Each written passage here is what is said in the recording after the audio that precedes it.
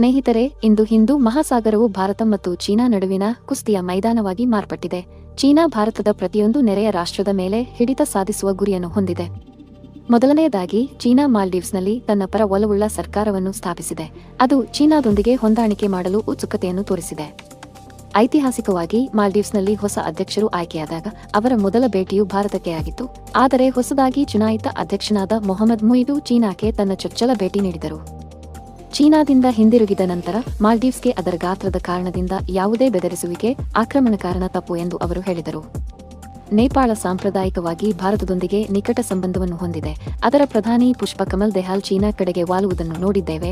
ನೇಪಾಳದ ಆಂತರಿಕ ವ್ಯವಹಾರಗಳಲ್ಲಿ ಭಾರತ ಮಧ್ಯಪ್ರವೇಶಿಸುತ್ತಿದೆ ಎಂದು ಸಾಂದರ್ಭಿಕವಾಗಿ ಆರೋಪಿಸಿದ್ದರು. ಶ್ರೀಲಂಕಾ ವರ್ಷಗಳಿಂದ ಚೀನಾದೊಂದಿಗೆ ತನ್ನ ಸಂಬಂಧವನ್ನು ಗಾಢವಾಗಿಸುತ್ತಿದೆ. ಆದರೆ ಬಾಂಗ್ಲಾದೇಶದಲ್ಲಿ ಶೇಖ್ ಹಸೀನಾ ನೇತೃತ್ವದ ಸರ್ಕಾರ ಭಾರತದೊಂದಿಗೆ ಬಲವಾದ ಸ್ನೇಹವನ್ನು ಉಳಿಸಿಕೊಳ್ಳಲು ಪ್ರಯತ್ನಿಸುತ್ತಿದೆ.